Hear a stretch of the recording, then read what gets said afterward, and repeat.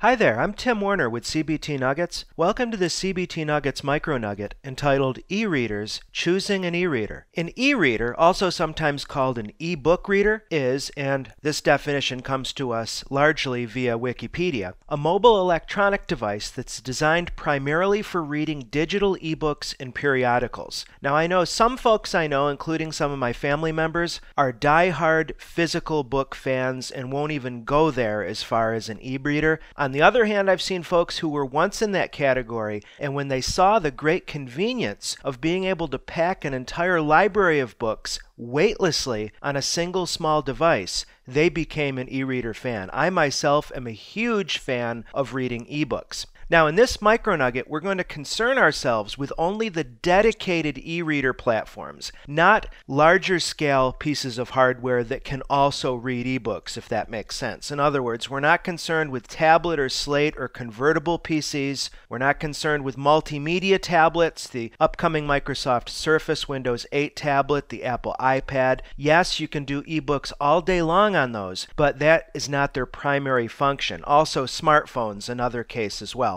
I want to give you some practical advice if you're considering purchasing a dedicated e-reader device. There's some questions that are born out of my experience that I think will be very helpful for you. First, do you have a need for a color screen? Basically, e-readers, dedicated e-readers, come in one of two varieties. You've got your grayscale e-ink display, which is optimized for displaying text, not so much graphics. Graphics don't look really too good on an e-ink display, but you have a glare-free environment with page fidelity that in some cases is even better than what you'll find in a physical book. The current trend, though, and I'm sure Apple with its iPad and iHardware is driving this, are color touch screens, where you have a backlit screen. Of course, you can control the brightness. And that is a problem for some folks, including myself. The backlit displays can cause eye strain over prolonged use. Now, the latest model of the iPad includes their Retina technology, which helps that somewhat. But nonetheless, you need to get into some stores and physically play with both varieties of device to see which is going to give you a better reading experience.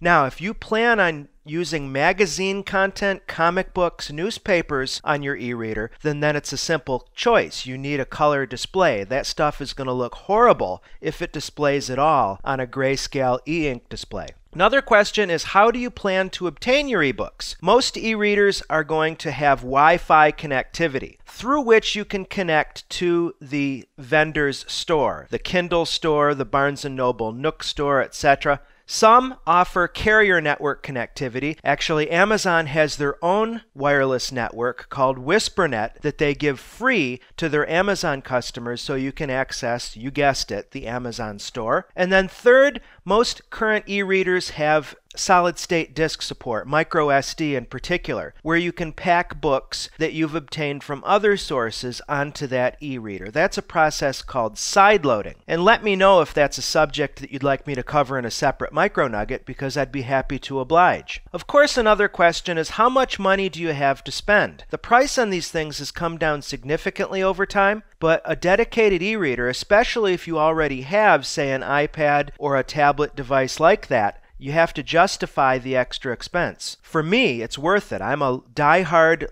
iPad fan. I use my iPad every day, but I also own a Nook Simple Touch that I wouldn't be separated from. I use the Simple Touch for my reading of novels and other straight literature. For more multimedia and graphical content, I use the iPad. More questions to ask yourself. What kind of books do you want to read? As I just said, if you want magazines and newspapers, different vendors' libraries have different content. The bestsellers, the novels, the highest volume titles like Twilight, 50 Shades of Grey, etc., you're going to find those in just about any vendor library. But you'll want to go online and run searches against your favorite books to make sure that the books are available in that target platform. Another question, how many ways do you need to access the content? Some vendors offer apps in every platform. For instance, Amazon with their Kindle app, Barnes & Noble with their Nook app. I'm a big fan of the Nook platform, as I said. I have the Nook reader running on my PC, my Mac, my iPad, my iPhone, of course on the Nook device itself, and you can synchronize your Nook library content across all those devices. Note, that's only for content you purchase from the vendor, not ebooks that you sideload on the device. Finally, we're going to wrap this up by looking briefly at the major players in the dedicated e-reader arena. We have the Amazon Kindle. They have the traditional Kindle with e-ink display and a color model called the Kindle Fire. Barnes & Noble has their Nook line. The Simple Touch is my favorite device, very inexpensive e-ink display, and they have the Nook Color and even a Nook tablet. Kobo and Sony are essentially also RANs. These guys are the market leaders. Kobo has e-ink based touched capabilities, so does Sony. Sony's actually been around for a long time. I've been using ebooks for many years, since the first